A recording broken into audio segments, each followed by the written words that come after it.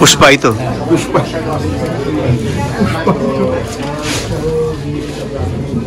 আগে ছিলেন অপরাহ্ন সুস্মিত, এখন অপরাহ্ন পুষ্পিত।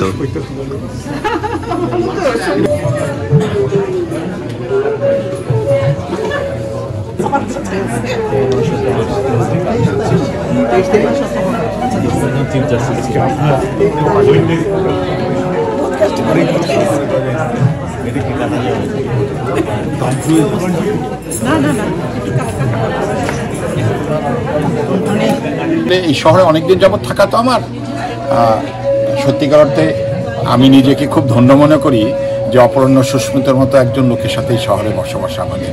তিনি একজন হিডেন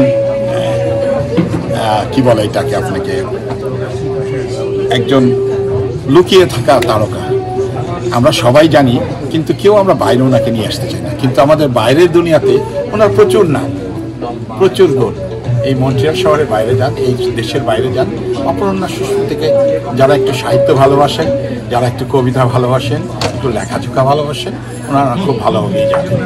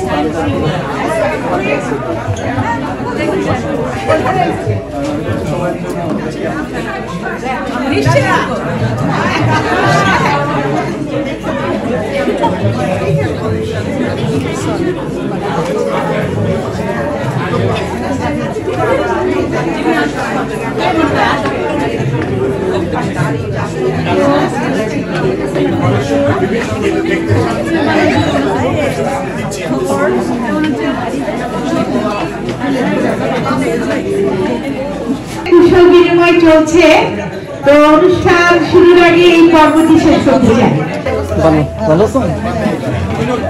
আমি নিজেকে খুব ধন্য মনে করি ওনাকে আমাদের সাথে একদিন এক সন্ধ্যায়, এই অনেকটা সন্ধ্যায় একসাথে বসে চা খাওয়ার একটা সুযোগ। হলুদ কমলা রঙের পাতায় বাহারি হয়ে আছে। মন্ট্রিয়ালের এখন পথে ঘাটে গাছের ডগায় রঙের নাচন, আর তার সঙ্গে সময় অসময়, যে কোনো সময় অঝোর বৃষ্টি, ঝুম বৃষ্টি, হিমেল বাতাস। আজকেও তাই, কিন্তু আজকের এই হিম হিম সন্ধ্যা, সূর্যহীন এই সন্ধ্যা, কিন্তু ক্যাফে রয়্যালের এই ভেতরে অনেক উষ্ণ, অনেক আলোকিত। এই উষ্ণতা, এই আলোক এজন্যই যে আমরা আমাদের সকলের ভালোবাসা নিয়ে এখানে এসেছি মন্ট্রিয়ালের একজন গুণীজনকে কেন্দ্র করে, যিনি শব্দ দিয়ে খেলেন, শব্দের সাথে শব্দ বানিয়ে লিখেন কাব্য, রচনা করেন কবিতা, আর এই যে কাব্যগুলো পাঠকের হৃদয়ে মননে তুলে অনুরোধ। তিনি কথা সাহিত্যিক, অপরাহ্ন সুস্মিত, সমসাময়িক সময়ে বাংলা সাহিত্যের এক উজ্জ্বল নক্ষত্র। কানাডার মন্ট্রিয়ালে আজ রবিশঙ্করের সেতার মতো করে অপরাহ্ন নেমেছে। এ রাত দীর্ঘভাবে মেন হুইনের গিটারের মূর্ছনায়। ক্যাফে রয়্যাল ও শব্দ সোপান কবিতা সংগঠনের যৌথ আয়োজনে আজকের এই সন্ধ্যা এক প্রচ্ছদে অপরাহ্ন। ফুলের মধ্যে একটু পার্থক্য আছে। ধন্যবাদ। এরপরে অপরাহ্ন সুস্মিতাকে উত্তরীয় করিয়ে দিলেন সঞ্জীব দাসগুপ্ত।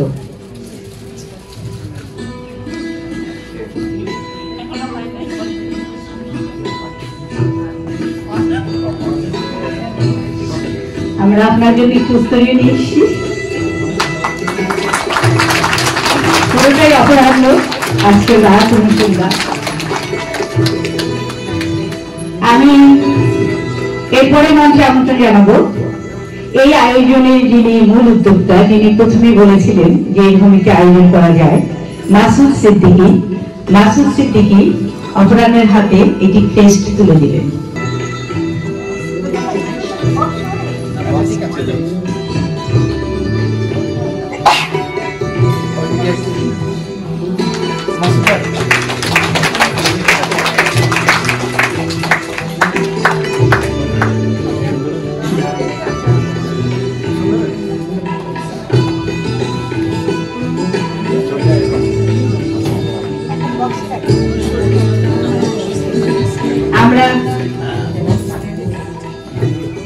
আমরা আয়োজকরা আপনাকে একটি মানপত্র দিয়ে দিতে চাই। এই মানপত্র দিয়ে আমরা নিজেরা খুশি হব। মানপত্রটি আপনার হাতে তুলে দিবেন মুফতি ফারুক। তবে তার আগে আমি একটু মানপত্রটি পড়ে নিচ্ছি। সাহিত্য ও সংস্কৃতির সেবক আপনি আশৈশব। প্রায় 3 দশক পূর্বে বাংলাদেশের লিটল ম্যাগাজিন আন্দোলন, সাহিত্য, আবৃত্তি ও নাট্য চর্চায় আপনার স্বতঃস্ফূর্ত অংশগ্রহণ সংস্কৃতি চর্চার জগৎকে ঋদ্ধ করেছিল। শেকড় ছিন্ন হলে বৃক্ষ কদাচিৎ ফলবান হয়। বাঙালি ডায়াসপোরার অংশ হিসেবে মন্ট্রিয়ালে এসেও গত প্রায় 3 দশক সক্ষেত্রসমূহে আপনি বহু প্রয়োজন গল্প, উপন্যাস ইত্যাদি নিয়মিত প্রকাশনা তো আছেই, অনলাইনেও বহুকাল ধরে আপনি সভ্য সুলভ সক্রিয়। আপনার সাহিত্যকর্মের কাছের মন্ট্রিয়াল, দূরের বাংলাদেশ এবং চতুর্পার্শ্বের চলমান জীবন অবলীলায় প্রতিফলিত হয় সাবলীলভাবে। শেকড়কে বিস্মিত না হয়েও শিখরে আপনার নিত্য বিচরণ। সাহিত্য কিংবা সংস্কৃতি একটি জাতির টোটেম, তার পরিচয় নির্দেশক পতাকা। এই টোটেম ধারণ করেছেন আপনি। এই পতাকা আপনি উন্নীত রেখেছেন দেশে এবং বিদেশে, বিচিত্র প্রতিবন্ধ ও জীবন যন্ত্রণাকে উপেক্ষা করে। দেশে যেমন ছিলেন, বিদেশেও বাঙালির বহুকালের ঐতিহ্য, নির্মল রুচিশীল আড্ডা, বিশেষত সেকেন্ড কাপ ক্যাফের আড্ডার মধ্যমণি আপনি। এই আড্ডাও সাহিত্য সংস্কৃতি চর্চার অন্যতম মাধ্যম বটে। পশ্চিম শারদ শতক, আপনার জীবনে এমন শত শরৎ দেখতে চাই যেখানে অপরাহ্ন বেলায় স্বাস্থ্যবান সুখী এক কৃষকের মতো সাহিত্য সংস্কৃতির ফসল ভরে তুলবেন আপনি সন্তুষ্ট চিত্তে, সুস্মিত মুখে। অশেষ ভালোবাসা, কৃতজ্ঞতা ও ধন্যবাদ পূর্বক আমরা গুণগ্রাহী ক্যাফে রয়্যাল ও শব্দ সোপান 16/1432 নভেম্বর 1, 2025, মন্ট্রিয়াল, কানাডা।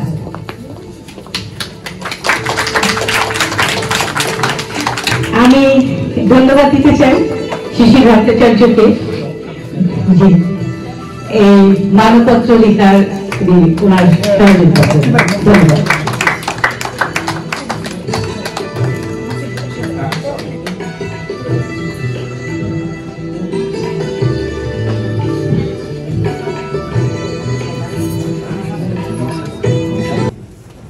বেড়ে ওঠা সিলেট, রাঙ্গামাটি, চট্টগ্রাম।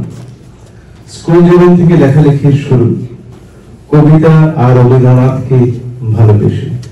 লালমনিরহাটে বছর 5 ম্যাজিস্ট্রেসি করেছেন। প্রাক্তন তোমাদের কিছুদিন কেরালার মন্ট্রিয়াল শহরে আছেন দীর্ঘদিন। লেখালেখির বাইরে আবৃত্তি, অভিনয়, টেলিজার্নাল, বড়দের ছোটদের নিয়ে নানা রকম সাংস্কৃতিক কর্মকাণ্ডে সমান আগ্রহ। একসময় গ্রুপ থিয়েটার করতেন, একটা শর্ট ফিল্মে অভিনয় করেছেন। তার কাব্যগ্রন্থ তুমি পারো ঐশ্বর্য 2010, রাষ্ট্রপতির মতো একা 2014, গল্পগ্রন্থ চিড়িয়াখানা বা ফেসবুক ও অন্যান্য গল্প 2016, গল্পগুলো 2019, পরমাণু গল্প 2020, একার ঘিরে একা 2023, উপন্যাস নামহীন এক মনের বাড়ি 2023, আর প্রবচন করছে মিরর 2016। লেখকের রং নেই। মন্ট্রিয়ালের শুধু বাঙালি কমিউনিটিতে নয়, আমি যত মানুষ দেখেছি আমার জীবনে, বিশেষ করে ছেলেরা, তার মধ্যে অপরাহ্ন সুস্মিতা খুব ভদ্রলোক, মানে অতিশয় একজন ভদ্রলোক মানুষ হিসাবে। ওনার কবি পরিচয়টা অনেক বড়, কিন্তু মানুষ হিসেবে উনি কেমন সেটা আমি মনে করি যে এতটা মানবিক গুণ সম্পন্ন এবং ভদ্র মানুষ আমি খুব কম দেখেছি। আর সে কারণেই উনি বহু বছর ধরে আমি খুব খুশি হয়ে বলতে পারি যে আমরা বন্ধু।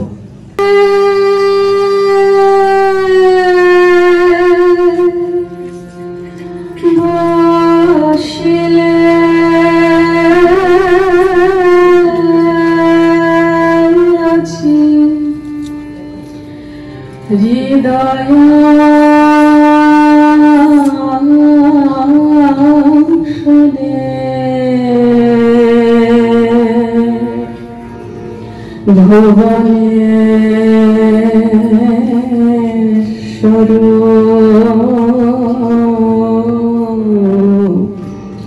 প্রভু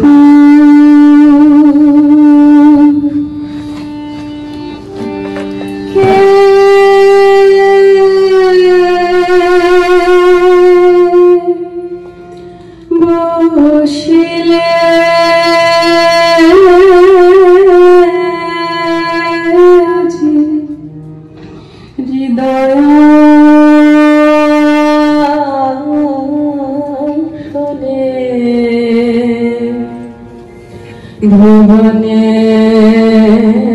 ভুবনেশ্বর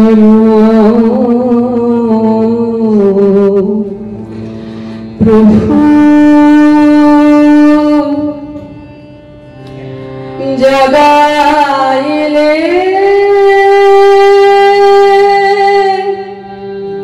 অনুপম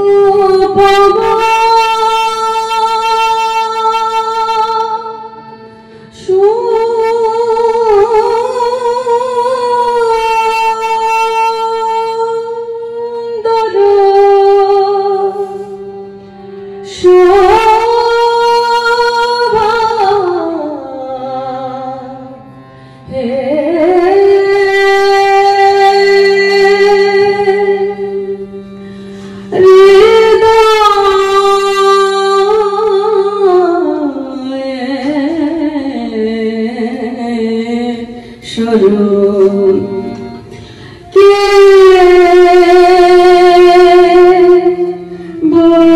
বসিলে আজি হৃদয়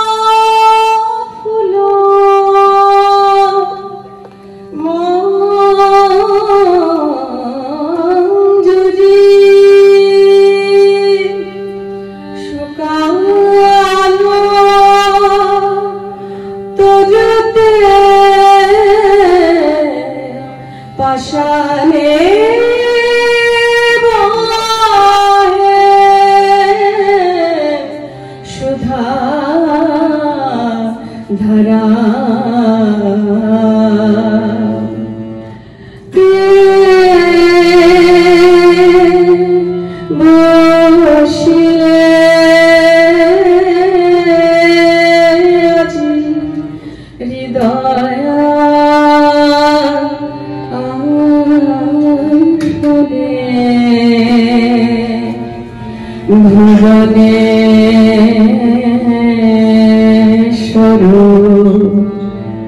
কৃষ্ণ।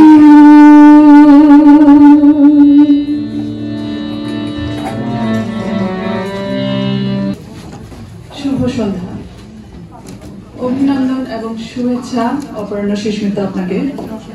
মন্ট্রিয়ালে আমার ভীষণ প্রিয়, খুব শ্রদ্ধার একজন মানুষ অপর্ণা সুস্মিতা। এই গুণী মানুষকে আজ সম্মান জানাতে পেরে আমরা সত্যি আনন্দিত। আমি চেষ্টা করব অপর্ণা সুস্মিতার একটি লেখা পড়ে শোনাতে। গোলাপ কাটা। আপনি যখন আমার সামনে গল্প করেন, মাঝে মাঝে হো হো করে হাসেন, দেখে আমার কষ্ট হয়। শুনেছি একসাথে রিক্সায় চড়ে শিল্পকলা একাডেমিতে গিয়েছেন নাটক দেখতে। কি কাণ্ড! এসব বুঝেও আপনি রিপিট করেন। What is this? সেবার পহেলা বৈশাখের আগের রাতে ওদের বাসায় প্রচুর খেয়ে এসে কি রসিয়ে রসিয়ে আমার সামনে গল্প করলেন। এত বড় রুই মাছ, মাছে বেশ তেল ছিল, মনে হয় এখনো ঠোঁটে তেল লেগে আছে। আরো ছিল 12 পদের পিঠা। আমি গড়গড় করে হেঁটে চলে আসি। আপনি একটু ভ্রুক্ষেপ করেননি। এবার যাব না করেও আপনার বাসায় শুক্রবার সকালে গিয়ে হাজির। আপনি একটু অবাক হননি। নিষ্ঠুর লোকেরাই কেবল অবাক হয় না। আমার খুব ভালো লেগেছে যখন দেখি আমার দেয়া মাটির খরগোশের বাচ্চাগুলো চমৎকার সাজিয়ে রেখেছেন। এক টিন বিস্কুট কিনে দিয়েছিলাম, সব খেয়ে ফেলেছেন রাক্ষস। তারপর একটু শোবো বলে আমার সামনে শুয়ে পড়লেন বিছানায়। আমি খানিকটা বিব্রত হচ্ছিলাম। আপনাকে খানিক শুকনো মনে হচ্ছিল। ইচ্ছে হচ্ছিল কপালে হাত দিয়ে দেখি জ্বর কিনা। ওমা, এক সময় দেখি মৃদু নাক ডাকছেন। বাইরে বৃষ্টি। কতক্ষণ টেবিলের উপর রাখা আপনার অনুদিত জন কিটসের কবিতা পড়ছিলাম। এক সময় বোর লাগে। আপনার পায়ের কাছে গুটি সুটি মেরে পড়েছিল চমৎকার একটি নকশি কাঁথা। আপনার গায়ে ওটা চাপিয়ে দিলাম। হঠাৎ খেয়াল হলো কাঁথাটা সত্যি খুব সুন্দর। কে দিল আপনাকে নকশি কাঁথাটা? নিশ্চয়ই। বুকের কাছে অভিমানটুকু সেফটি পিন দিয়ে আটকে রইল। বাইরে তখনও বৃষ্টি। আপনি ঘুমিয়ে, আমি একটা গোলাপ কাঁটা নিয়ে বেরিয়ে পড়ি। আপনাকে কাছে জানতে চেয়েছিলাম আপনার প্রিয় রং কি। উনি বলেছিলেন ব্লু, নীল। নীল, গাঢ় নীল অথবা হালকা নীল, সবই নীল। তো আজকে এই সন্ধ্যায় অনেক নীলের সমারোহ। ছেলে কাস্টমসে চাকরি করে দেখে বিয়ের প্রস্তাব বাসায় আসতেই বাবা রাজি হয়ে গেলেন।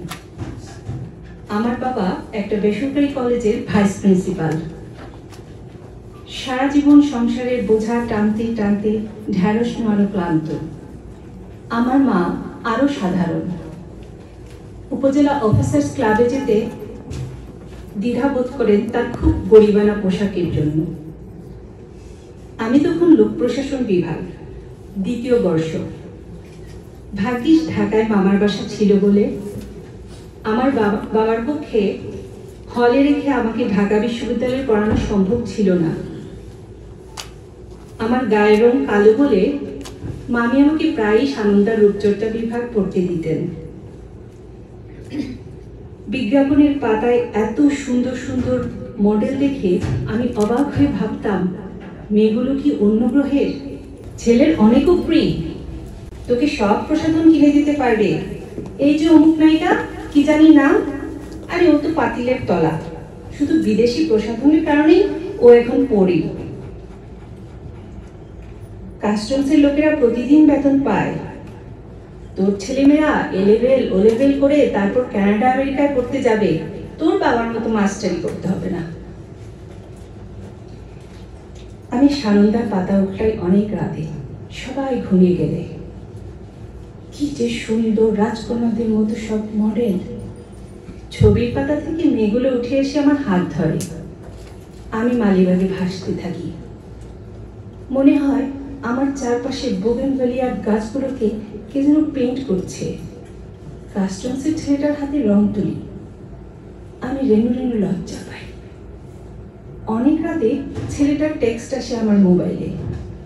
উদ্বেলিত আমি চোখ বড় বড় করে পড়তে থাকি, হ্যালো অড্রি হ্যাপবার্ন। আমার কাল টিউটোরিয়াল জমা দেবার কথা। সব এলোমেলো লাগে। ইচ্ছে করছে গলা ছিঁড়ে গান ধরি। তখনই খুব মন ভালো হতে শুরু করে। টেবিলে জমে থাকা সানন্দগুলো ছুঁড়ে ফেলে দেই বাইরে।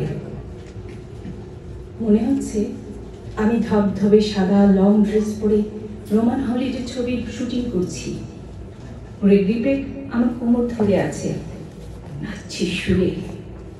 সর্বনাশ, কাস্টমসের ছেলেটার কি অবিকল গ্রেগরিপে।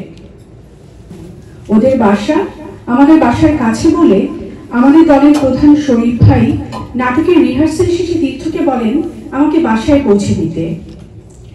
সারা সপ্তাহে আমি আবির সময়টুকুর অপেক্ষা করি। তীর্থ অবলীলায় আমার সাথে রিকশায় বসে, খুব অকপটে গা ঘেঁষে বসে, কত গল্প করে, নাটক, শিল্প, বাদল সরকারের কথা, উৎপল দত্তের কথা বলতে হেসে হেসে আমাকে ধুম করে কিল মারে।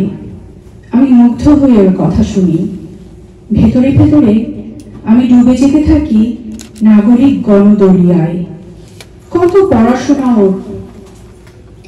রিকশায় আমি জুবুথুবু বসি। ইচ্ছা করে খুব ঘন আবরণে ওকে ঢেকে রাখি আমার বিমুগ্ধ চাদরে। কোলাহল, ভিড়, কর্কশ সুরকি ভাঙার শব্দ, কোথাও রাস্তার ধারে খানাখন্দ। রিকশা দুলে উঠে আচানক। তীর্থ আমার গায়ে ঢলে পড়ে। রিকশার উপর কৃত্রিম লেগে যায়। লোকজন আমার নাম শুনলে চমকে যায়, কেউ কেউ রেগেও যায়, বলে ফাজলামো করেন নাকি। আমি কিন্তু রাগ না, রাগ বিষয়টা আমি জয় করেছি। আমার 100% রাগ নেই। পরিচিতি দেবার সময় খুব স্পষ্ট গলায় বলি গাছ। সবাই ভুল খুঁজতে থাকে, গাছ কারোর নাম হয় নাকি।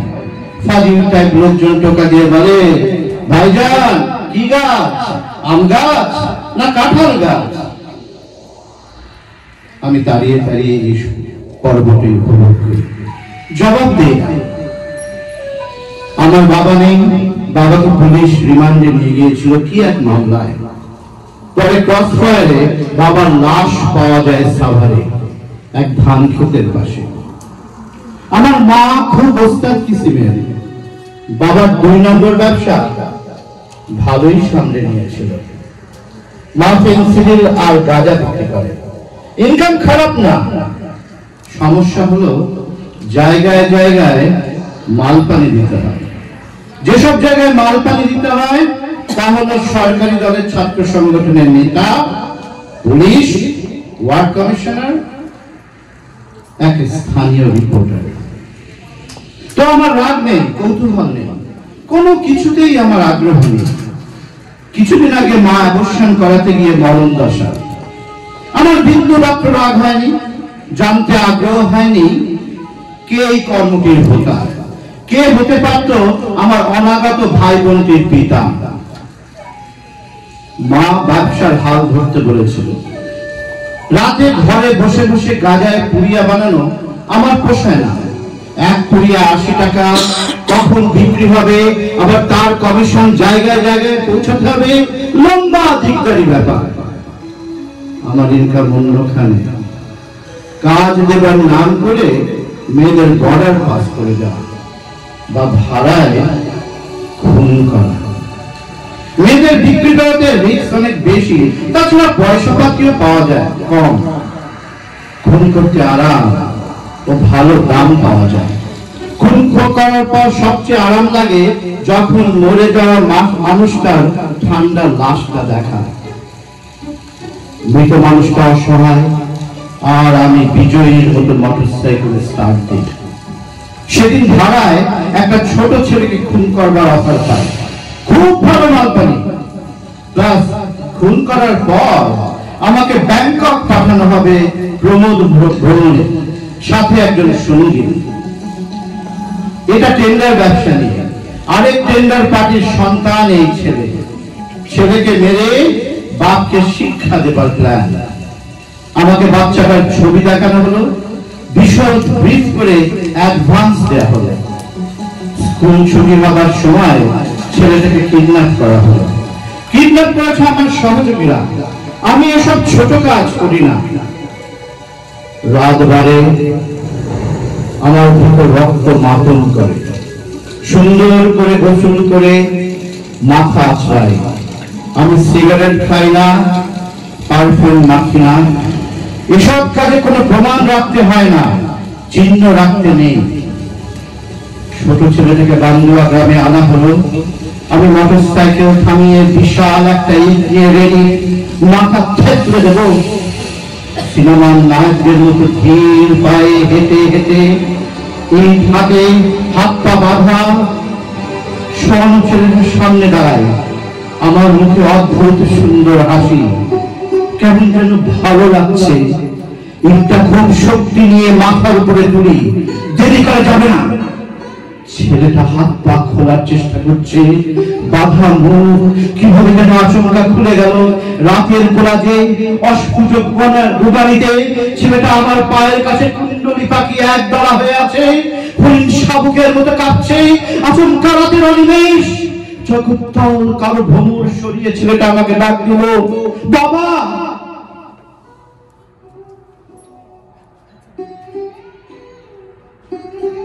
রাত বাড়ছিল, অশ্বরোহী টকটকে মিশুকে বান্দুয়া গ্রামে বাদলের উপদ্রব।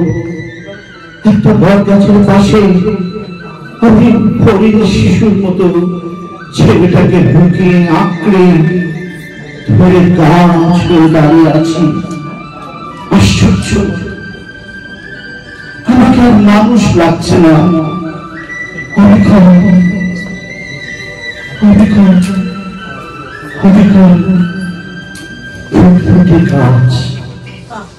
ধন্যবাদ। এবার তুমি বিজন রাতে নামটি ধরো আমার সাথে।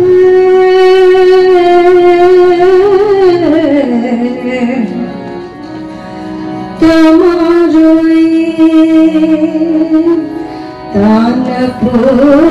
তানপুরাতে সুরটি মোর মিলাই, যখন তুমি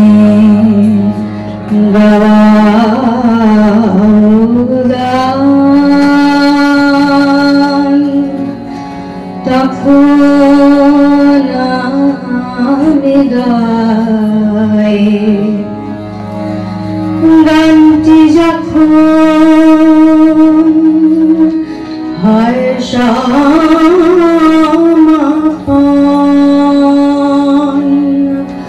তোমার পানে চাই, যখন তুমি গাওয়াও গান।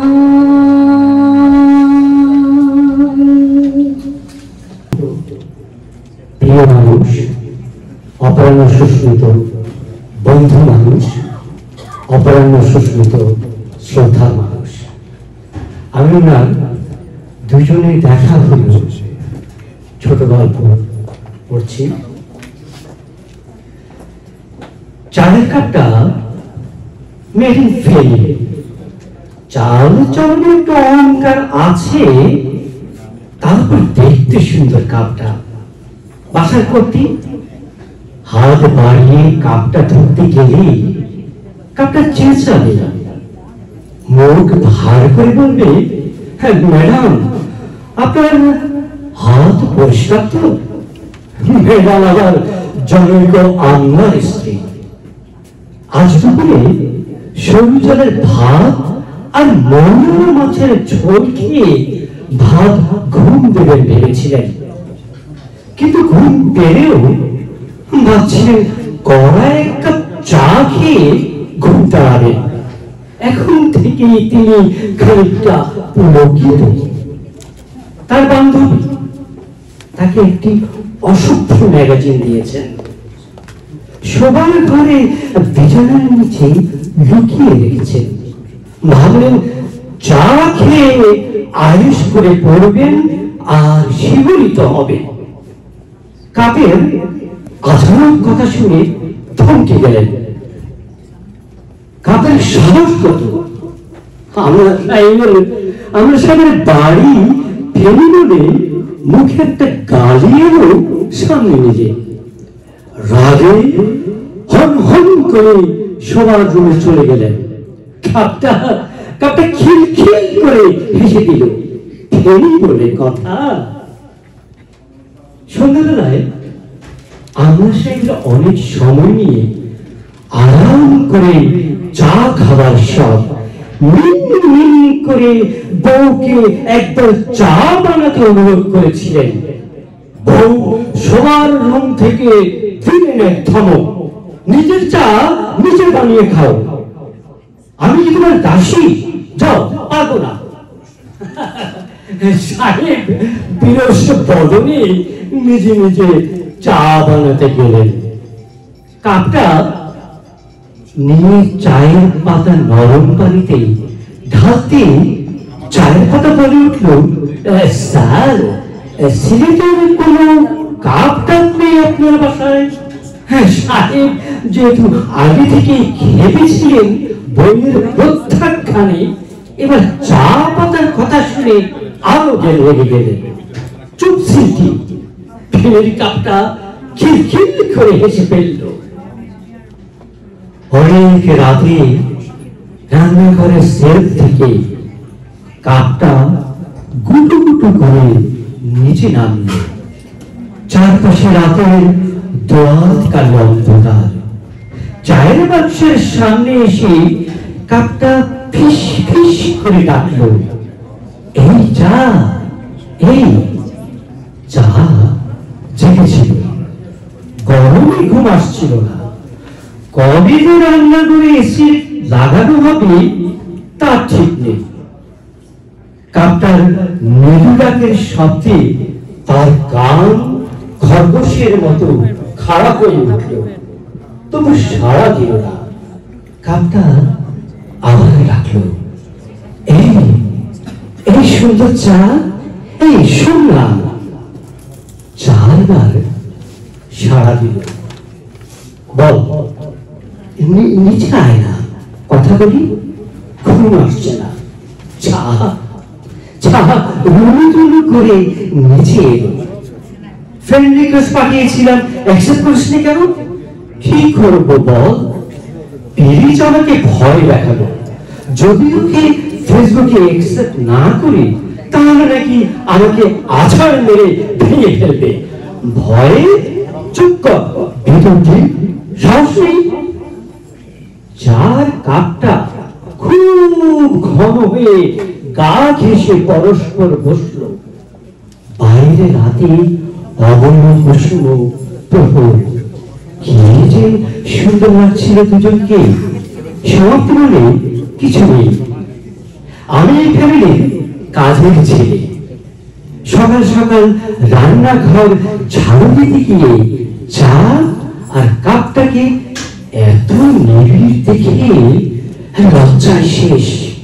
কি যে অসভ্য, একদম লজ্জা নাই।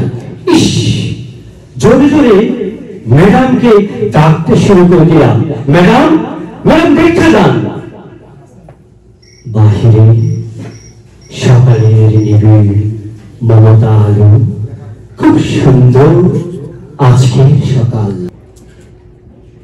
ভাইয়া আপনাদের অনেকের কাছে পরিচিত টিপু, ভাই অপরাহ্ন বা অপরাহ্ন সুস্মিত নামে। সম্পর্কে উনি আমার দুলা ভাই, আমার একমাত্র নরাস সকাল অনন্তের পর। কিন্তু আমি কখনোই তাকে সেই সম্বোধনে ডাকিনি, কারণ উনি আমার কাছে নিছক দুলাভাই নন, বরং একেবারে নিজের একজন সত্যিকারের বড় ভাইয়া। মন্ট্রিলে আমার জীবনের সবচেয়ে আপন, শ্রদ্ধার এবং নির্ভরতার একজন মানুষ উনি।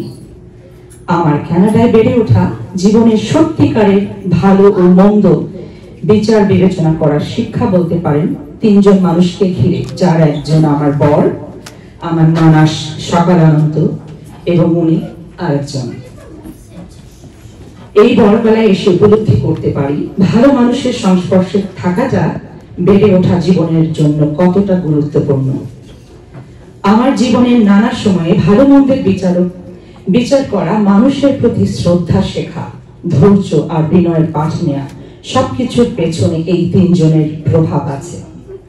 ভাইয়া অসম্ভব শান্ত, নম্র এবং গভীর মনের মানুষ। আমি কখনো তাকে রাগ করতে বা কারো প্রতি উচ্চস্বরে কথা বলতে দেখিনি। ভুল ধরিয়ে দেওয়ার মধ্যেও ওনার একটা মমতা আছে, যা কাউকে লজ্জা দেয়া নয়, বরং অনুপ্রাণিত করে। দেশি খাবার ওনার ভীষণ প্রিয়, বিশেষ করে মাছ, ডাল, ভাত খেতে খুব ভালোবাসে, ভীষণ তৃপ্তি নিয়ে খান। আমি কিছু রান্না করলেই এবং উনি যখন খান এমন করে প্রশংসা করেন যেন মনে হয় আমি পৃথিবীর সেরা রাঁধুনি। আমি মজা করে বলি, ভাইয়া বোনের পক্ষপাত করবেন না একদম, কিন্তু উনি যে প্রশংসা করেন তা আসে গভীর ভালোবাসা ও সম্মান থেকে। ভাইয়ার মুখে আমি কখনো কারো সম্পর্কে কঠিন বা কূট কথা শুনিনি। সত্যিকার বড় ভাইয়ের যেমন নির্ভরতার, শান্তি এবং শ্রদ্ধার প্রতীক, ঠিক তেমনই তিনি। আমি যখনই কোনো সমস্যায় পড়ি বা মন খারাপ হয়, ভাইয়ার সঙ্গে কথা বলি, পরামর্শ নিই, আর উনি তখন সব সময়ের মতো শান্ত কণ্ঠে বলেন, ওহ তাই, ঠিক আছে, সব ঠিক হয়ে যাবে, একদম শান্ত থাকো সুতপা। এই কথাটুকুই অদ্ভুত ভাবে সাহস যোগায়। ভাইয়া শুধু একজন অসাধারণ আবৃত্তিকার বা লেখক নন, উনি এমন একজন মানুষ যার কণ্ঠের উচ্চারণ, অনুভব আর গভীরতা সরাসরি হৃদয়ে গিয়ে লাগে। আমি নিঃসংকোচে বলবো, উত্তর আমেরিকায় আমি এমন আবৃত্তিকার দ্বিতীয় আর কারোর কণ্ঠে শুনিনি। আমার জন্য আমার ভাই সেরা। ভাইয়া এবং আপুলের কাছ থেকে আমি জীবনের অনেক শিক্ষা পেয়েছি। মানুষের প্রতি সম্মান, বিনয় ও সম্পর্কের সৌন্দর্য আজও শিখছি তাদের সান্নিধ্যে থেকে। একজন মানুষের মধ্যে এত ধৈর্য খুঁজে পাওয়া অসম্ভব। শেষে একটা কথাই বলবো, ভালো মনের, সুন্দর মানসিকতার মানুষের সংস্পর্শে থাকা সত্যি এক বড় আশীর্বাদ। আমি ভাগ্যবতী, কারণ এমন একজন মানুষ আমার এবং আমার 3 কন্যার জীবনের অংশ, আমার পরিবারের শ্রদ্ধার মানুষ। ধন্যবাদ আপনাদের সবাইকে। ভাইয়ার জন্য আপনাদের সবার ভালোবাসা ও শ্রদ্ধা অনুভব করাই আমার আজকে সবচেয়ে বড় প্রাপ্তি। পরমাণু গল্প, তার থেকে কয়েকটি পড়ছি, খুব ছোট ছোট কিন্তু এত সুন্দর। প্রথমটা হচ্ছে কৃত্তিক। রেডিও নখ ঘোরাতেই তোমার সুরলিত কণ্ঠ, টিভি খুলতেই তোমার চৌকস উপস্থাপনা, কত মানুষের সাথে কত বুদ্ধিদীপ্ত ভাবে কথা বলো, 32টা বের করে হাসো। বাড়ি ফিরলেই তুমি ভিন্ন, রেডিও বা টিভি তুমি নাও, তুমি আর কোথাও নেই। Let there be light. Dance ফ্লোরের আলো কমতেই সুরের বিট নেচে উঠল, মাতাল লোকগুলোর মগে বিয়ারের ফেনা ফুলে উঠল। লোকটা তার পাশের টেবিলে নেটারে বলল, অল্প আলো কত প্রেরক মনোরম। লোডশেডিং এর বিপর্যস্ত পরীক্ষার্থী পরীক্ষার আগে রাতে মাকে চেঁচিয়ে উঠল, মা আরো আলো চাই, আরো আরো। অঙ্কের স্যার গণিতের নিয়মে জটিল অঙ্কটা সরল করে ব্ল্যাকবোর্ডে লিখলেন স্যার। ছাত্রছাত্রী ক্লাসে অবাক হয়ে স্যারের নৈপুণ্য দেখল। বাড়ি ফিরে স্যার দেখলেন যে তার স্ত্রী তাকে রেখে চলে গেছেন, তবে চিরকুটে লিখে গেছেন একটা, কঠিন জীবন কেবল সরল অঙ্কের সূত্রে চলে না। স্যার অঙ্ক বইয়ের সব সরল অঙ্কের পাতা ছিঁড়ে ফেললেন, তারপর কাঁদলেন, খুব কাঁদলেন।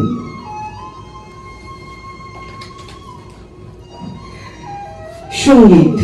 সোনার হরিণটা লাফাতে লাফাতে নদী পাড়ে এসে দেখে ওখানে এক সোনার তরী ঘাটে বাঁধা। খুশি হয়ে উঠতে যাবে নৌকায়, দেখলো আগে ভাগেই ওখানে মন খারাপ করে বসে আছে সোনালী বরণ এক সোনার কন্যা। সোনার হরিণটা সুবীর নন্দী বা রবীন্দ্রনাথকে খুঁজলো, কাউকে পেল না। মাঝি ঘুমিয়ে। সবাই শুনলো দূরে কে যেন গলা ছেড়ে গাইছে, আমার সোনার বাংলা আমি তোমায় ভালোবাসি। সর্বশেষ উনি লেখক, উনি আমাদের শিশিরদা বলে গেছেন ভূগোল, ইতিহাস, প্রেম অনেক কিছুর মধ্য দিয়ে ধারাতেই অপরাহ্ন সুস্মিত লেখা আমরা পাই। 2024 সালে 18ই সেপ্টেম্বর ঢাকা বিশ্ববিদ্যালয়ের ফজলুল হলে একজন মানসিক রোগী, একজন ছেলে তোফাজ্জল হোসেন, ও মব ভায়োলেন্সের শিকার হয়েছিল। ওকে ছাত্র নামধারী কয়েকজন গুন্ডা পিটিয়ে মেরে ফেলেছিল। অপর্ণদার আমি একটা স্ট্যাটাস দেখেছিলাম সেই ঘটনায়। উনি লিখছেন, ওরা আমাকে যত্ন করে খাওয়াতো, আমি খুব ক্ষুধার্ত ছিলাম। তারপরে বলল, আয় তোকে এবার যত্ন করে পিটাই। ওরা আমাকে যত্ন করে পেটালো, আমার শরীর থেকে মাংস খসে পড়ল, আমি খুব যত্ন করে মরে গেলাম। অপরাহ্ন সুস্মিত টাচ করেছে। আজকে বাংলাদেশ আমরা সেই জায়গায় আছি।